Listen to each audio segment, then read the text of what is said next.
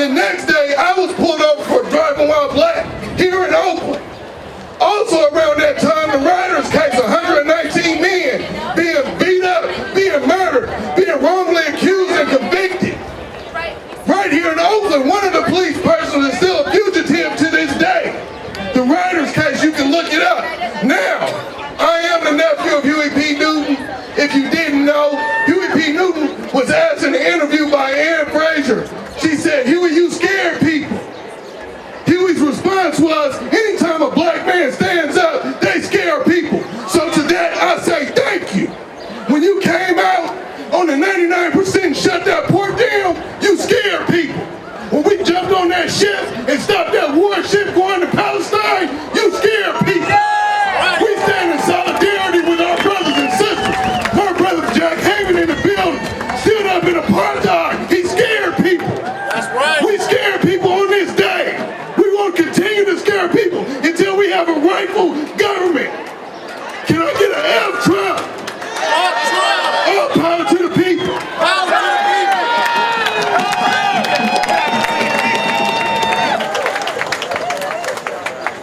Aaron Wright, ILWU Local 10, International Longshoremen Warehouseman Union. It's a pleasure to be here. Once again with my left-wing folks. Yeah, I come today with a little story about the birth of our union. Back in the Great Depression, the workers were cast out by this system, and people were living in squalor and abject poverty. And it took those conditions for people to start realizing that they needed to band together and work together to make life better for themselves.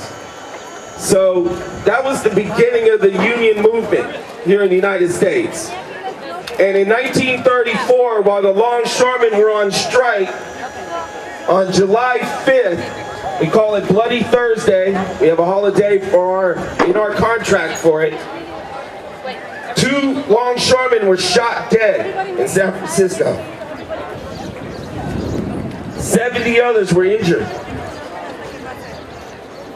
Now the silver lining out of that is that after the procession down Market Street, the funeral procession, the entire city shut down.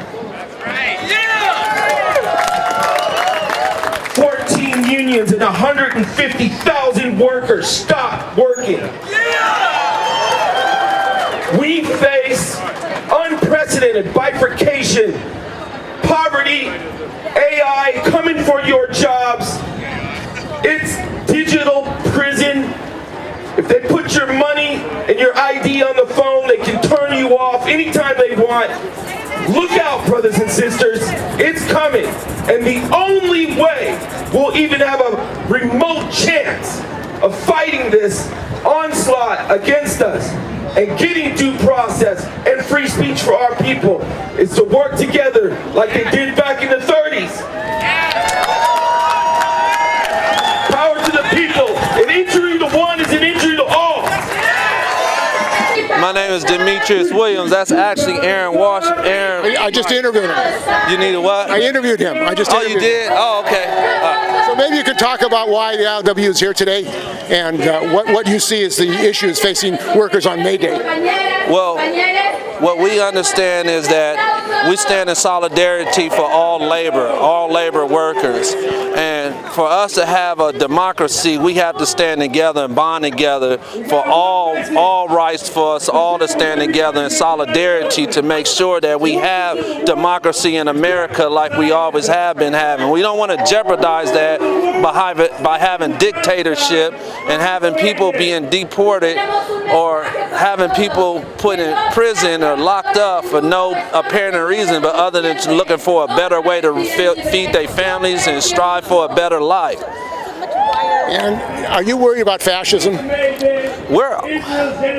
Absolutely. I mean, What we want to definitely keep in mind is that although we have a election, a democracy election, we have to keep in mind that we are from the free world, and we want to keep it the free world. And we want to understand the significance of why the free world became free. It was behind democracy and not dictatorship. And so we want to keep that in mind and never let history repeat itself.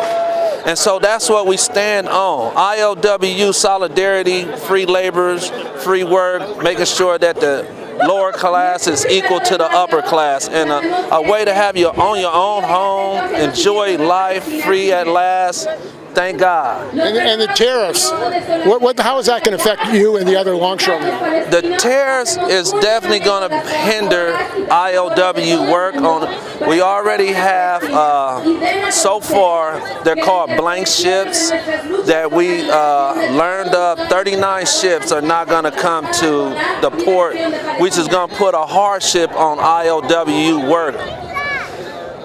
We hoping for the best, but we looking for the worst to happen, because we know that hard times is ahead of us. But long as we stand in solidarity and understand what we have to do to make sure we have some type of outcome coming out of this tariffs, and not just somebody trying to line their pockets up, but something actually positive coming out of tariffs, which we hope that the tariffs don't last forever like hard times. You think the labor movement should have actions against these tariffs? It seems Teamsters, a lot of workers are going to be hurt by them. You know, auto workers, I mean, it's going to affect working people all over the country.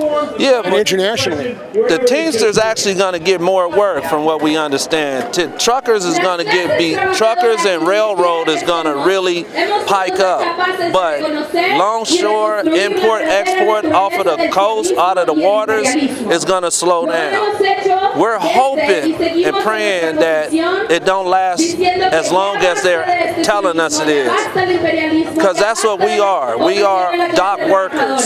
We work off the docks and make sure the docks are secure. And the Democrats, you think the Democrats are an alternative for working people in this country? Are the Democrats an alternative for working people in this country? Democrats, I mean, we are the ones that keep the world moving. If it wasn't for the Democrats, you know, and I'm not against Republicans, because everybody have their own mind of speaking, of understanding, but the Democrats fix all the Republicans' mess ups. Didn't the Democrats support NAFTA? They did, and we expect them to continue to support us. NAFTA hurt working people, didn't it? Well, I mean, outsourcing, I mean, they're blaming the Chinese, but it was American companies that shut down here and went to China and Mexico for cheaper labor. Cheaper labor wages, but come to find out, the best labor wages is in America. That's why everything is being imported into America for profit. So what does May Day mean for you? May Day is, first of all, May Day 1st is my birthday. That's the day I was Happy born birthday. on. Thank you. And so what we do want to understand is that May Day is for the I'm so happy and proud to be my birthday is landed on the day that labor, because I love working. I enjoy it. I stand up for the union. I fight for the unions. I'm with the unions. If it wasn't for unions, African Americans wouldn't probably be out downtown. They wouldn't be around. A lot of these non-union contractors had the opportunity. They wouldn't have African Americans in these high rises, in these buildings, in the industry, in industrial, in trucking. Everything is because of unions, the reason why it's fair right now. And I think there's an attack on black workers, on brown workers. You know, they want to get rid of even talking about the history of black workers. Yeah, they're trying to erase the history of not only blacks, brown, and other people of less incomes. They're trying to erase our history by saying that it was so long we shouldn't even be affected by it. But history has this way of repeating itself if we don't tell each other, remind each other what history done to all nationalities, blacks, whites, Hispanics, Asians. Everybody was a slave at one time if you wasn't rich. Musk ran the Fremont Tesla factory and had a history of workers, black workers called it the plantation, working there. They broke the union effort of the UAW. Yeah, Elon Musk is he has a lot of learning to do if he want to continue to do good business in America. All that throwing up the Nazi signs and standing for the wrong, he needs to be educated. He lost a lot by miswording, misspoken, head being led in the wrong direction. You know, we pray for people like that one day they'll see the light. You know, it's just sad to see that a person that has that much power, that much opportunity to do right, and especially off the backs of Americans to get rich, even richer. Nobody folded on Elon Musk. He folded on himself. He did this to himself. Everything he's doing now is because of what he chose in life. I'm Aaron Wright, ILWU Local 10. So Aaron, we're here at a May Day rally in Oakland, and you're a member of the ILWU and have been working in that union for many years. And the tariffs, what are they going to do to you and the rest of the working class in this country? Well, the tariffs are insane. The whole colonial model is to get countries that are poorer to sell you resources, and you process them and make manufactured goods and then sell it back to them. There's no way a country that's selling us ore and bananas is going to be able to have the same trade balances. They're not going to buy as much from us as we buy from them. Can't happen. So basing the tariffs on the trade imbalance is taxing these countries, poor countries, for a ludicrous reason. Like, that's the structure of the whole thing. It's insanity. He wants to put $1 million charge or even more on every Chinese ship that comes. I mean, the whole idea ostensibly is to create manufacturing and bring back jobs to the United States. But you cannot do that overnight, right? You have to build the factories. You have to train the workers. You have to create. Aren't they they're getting rid of workers, getting rid of immigrants? No, they want to do AI. If you go to San Francisco and you look at those Waymo cars, that's a peek in the door to the future.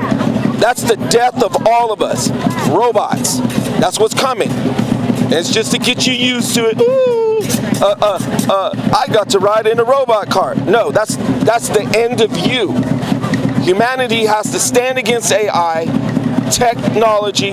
If they get your money and your ID on this, you won't be able to go anywhere unless they let you. Because you won't be able to buy anything, you won't be able to show your ID unless they let you. It's already happening. This is not conspiracy theory. This is not craziness. It's happening already. In China, when people want to protest, they'll cut off their ability to go catch a train to protest. They'll cut off their money. Look out, it's coming. What can the working class do about it? The only way we will even have a fighting chance is for people to come back from the fringes, stop focusing on the far right or the far left or ideologies that are not worker-based, not economic-based for working people and families, and have a common mindset. We're working class people. We need to look out for our interests. And what are those? First of all, to protect our rights. Free speech, due process, you name it, habeas corpus. I mean, all of that's being trampled on right at this moment. Then, obviously, supporting workers in their struggles wherever they go, fighting against this technology, the future that they want to bring in, the AI, the digital IDs, the vaccine passports, the robots. They're building armies of robots right now. You go online, search some robot stuff on YouTube or something, you'll see. What's going to stop it? Because technology, you can't stop it. Who owns and who controls the technology is the question. I don't know if it's going to be the looming nuclear war. They're obviously heading to World War III. There's almost, Biden administration was launching missiles into Russia, the most heavily armed nuclear state in the world. So that's just insane, right? But it's like our leaders on both sides are they're not leading, they're insane. It's like they're bringing it down on purpose. Trump's with his tariffs, it's going to kill the economy. How is it going to affect longshoremen? In next month, this place is going to go woo down. There's no question. What's going to stop it? General strike? That's the only thing you can do. That's where you bring the ends to the middle. We all have a common ideology. You know, don't worry about too much. We got to focus on worker power, support worker initiatives, and stop AI. AI is the death of us all. It's coming, and people, everything they do is just to get you a little bit used to it. But it's called turnkey totalitarianism. They have it all set up around you, and then one day they turn it on, and you're done. You're in a cage, electronic cage. You won't be able to talk to anybody. You'll talk to AI. That's what Doge is about. All of the things that actually did get cut, the workers and stuff, they want to use AI in those workers' place. And if you look, a lot of the stuff that they cut, they turned around and refunded. Whatever they wanted to fund, they turned around and refunded most of it. So a lot of it was just an illusion. So it's nuts. What's the ILWU dealing? How are they dealing with it? I mean, we're working. That's a complicated question. Well, the ILWU in the past history, it was formed out of a general strike. I mean, how are they dealing with this crisis? Because you're immediately being affected. Longshore workers are going to be dramatically affected with the shutdown of cargo. Is there any preparation? You look at what's going on, like say, take Palestine, right? Take it Gaza. I mean, it's the worst thing you could imagine. Like you grew up hearing about Nazi Germany, how bad things are, right? Were then, oh, how horrible it was, what happened to the Jewish people then. And it's like, hey guys, it's happening. Like, wait a minute. Like, this is what we've been preparing for all our lives. This is what we learned about all our lives, and no one's doing anything. Some of my fellow Local 10 people tried putting a resolution through the International to shut down cargo that was going to Israel. Just like the valiant Houthis are fighting the Israelis and not letting their ships go through the Red Sea as long as the genocide continues. And you know, Trump said he wasn't going to bomb them. He's bombing them. So he jumped right in where Biden left off. Biden bombed the Houthis 1,000 times, and he's racking up count right now himself. So he's no better. Okay, thanks. The only reason why he won is he did campaign on an anti-war. You know? That's one thing I'd like to say. Anti-war is number one. Right? If you're not against the military-industrial complex, the most polluting entity in the world, the most money suck of this entire country, they want to spend $1 trillion. That shows you how false Doge is. They want to up it another $150 billion to $1 trillion. That's insanity.